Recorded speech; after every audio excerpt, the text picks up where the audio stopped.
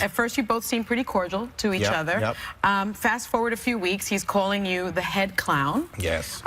You're chanting "dump Trump" at rallies. Clearly, you're not working together anymore. So what do you mean by dump Trump? Well, we have to stop him when... Look, here's what I believe. You should always be guided by your values. That's my internal gyroscope. The higher up you go in politics and in anything else in life, the more fierce the winds blow. So if you have your own beliefs, your own values, and stick with them, you'll stay on course.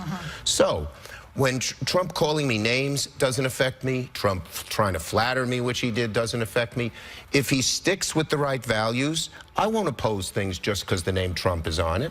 But when he's against our values and American values, I'll fight him tooth and nail. And that's my guide, not what Trump says or doesn't say.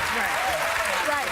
Senator, let's get to this other personality issue with him, because Senator Al Franken last week said, and I quote him, "A few Republican senators think President Trump may have mental health issues." Now, I hate to brag, but I said that months ago.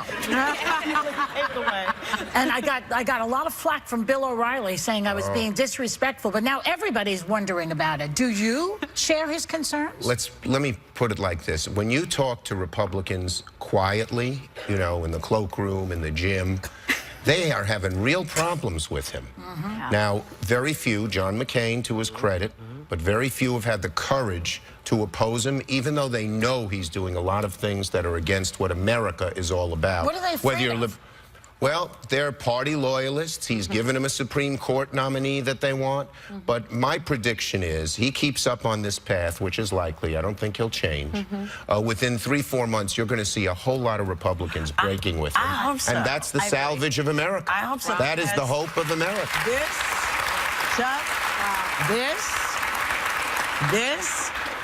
I think very few people would do any more than kvetch at him if he were to do it the right way.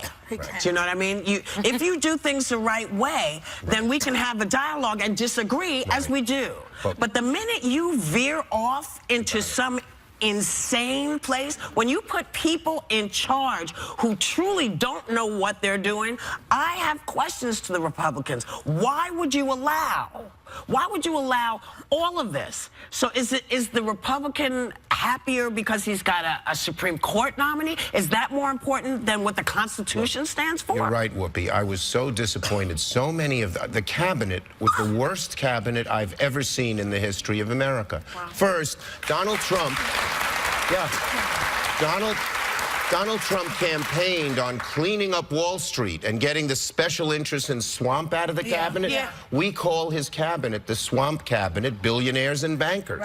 Totally against what he campaigned on. Some of these people, Donald Trump got up and said, "I am not going to cut Social Security, Medicare, or Medicaid." Two of his top cabinet nominees have made their career of cutting Medicare, Medicaid, and one of them Social Security. So he's totally deviating from what he said. I told him this. I said, you know, you campaigned, and just what you said, Whoopi, in a different way. You campaigned as a populist against both the Democratic and Republican establishments. And if you continue to do that, you'll have some successes. But if you do what you've been doing, just move to the hard right, way beyond what most Republicans are for, you're going to be a failure. And that's what's going to happen. But he's listening to Bannon. That's the problem. I think that he thinks he did it his way and he won, and he's not going to change very soon. But I do think and hope and pray that a lot of the Republicans, they're mainstream people, I don't agree with them on the issues, but they're good people, that they will feel they have no choice but to break with them. I agree with you. What John McCain said is so real. That, you know, the press has always been a counter to people in power. What Donald Trump, none of us, every one of us gets criticized with the press, by the press. We don't like it, but it probably keeps us better. And when he totally just demeans them and when he's wrong and then calls them fake news, that's trouble for the democracy. Senator, there have been many people are concerned about recent allegations. I've been waiting to say You've been waiting to say that. Many people are concerned about these recent allegations that the White House potentially has ties to Russia. And there have been reports that there may have been communication between the Trump campaign and Russian officials all throughout the election. What is going to happen here? Can you you reassure people? Will they get to the bottom line of this? And what do you expect? How's this going to play out? Well, first, one thing we know for sure. Every intelligence agency who's looked at this, all the law enforcement, that Russia tried to influence the election. That alone is a terrible thing. We have not had that. In that Constitution, they talk about something called the Emoluments Clause, which means a president should not get any benefit from a foreign country, because they were worried about foreign countries having undue influence. So that means he should publish his tax returns. That means he should divest of all his holdings so he doesn't benefit. Okay. But was there... So Russia tried to influence. Was there, did Trump participate in that and help? Yeah. If he did, that's really serious. So there is, right now, there's an investigation going on by the FBI.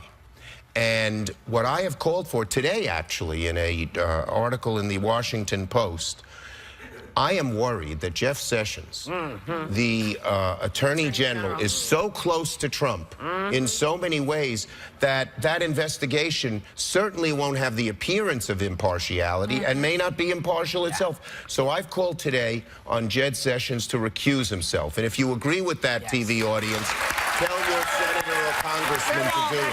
Can I just say that Republicans should back you up on that, because as we know, many Republicans called for a special prosecutor when it came to Hillary Clinton and her potential email scandal and Benghazi and all those things for the right reasons. So do you have Republican support on that? What does that feel like behind the scenes? But hopefully we'll you get should. some. I'm a libertarian, and he started today. But if people, you know, it works.